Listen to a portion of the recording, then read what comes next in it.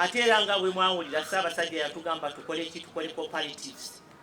Tetujja kulaakulana nga tewali cooperatives zezijja okututwala mu maaso. Ago ge magezi Oweekitiibwa Joyce Nabbosa Ssebuggwawo gaawadde bannayuganda bwe baba nga bakwekulaakulanya. Okwogera bino Oweekitiibwa abadde alambula abo abettanira enkola eno ey'ebibiina eby'obwegassi mu ggombolola y'e Lubaga. Oweekitiibwa asookedde mu Ttundwe gy'asisinkanidde abakyala wamu n'abaami abeegattira mu nkola eno ey'okuterekera awamu nga wano ayongedde n'abakubiriza okweyambisa ssente eziva mu gavumenti ez'okwekulaakulanya basobole okutandikawo bizinensi entonotono. Muba muzisabye tugenda kukola crafts, tugenda kukola saluuni, tugenda kukola biki. Twagala tulabe nti ssente omusadde muki mwekyo kye musabye kakati amagoba aganaavaamu ago mwe munaamanya oluvannyuma naye nga kino twagala pulojekiti ebe ng'ekoze eki yonga evuddemu egenda mu maaso.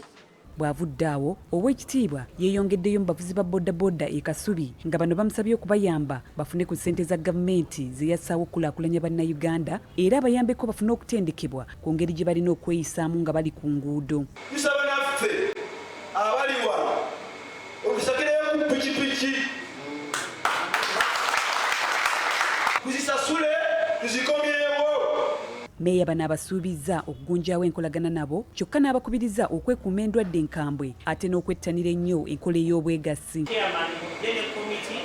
Tubabuulire tuleete omusomesa abasomese nga bwe mutudde wano mulabe ebyo muyinza okukola muki ssente ezo. Bano basiimye Oweekitiibwa Nabbosa okubalambulako n'okumanya bwe bakola era n'okwongera okuba ku magezi nga wano nabo baweze nga bwe bagenda okwongera amaanyi mu bye bakola.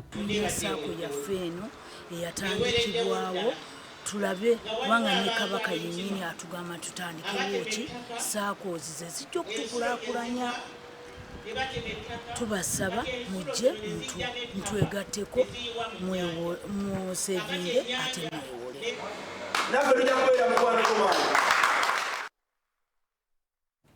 Mu kaifube w'okuddiza ku bantu be baweereza ekitongole kivuna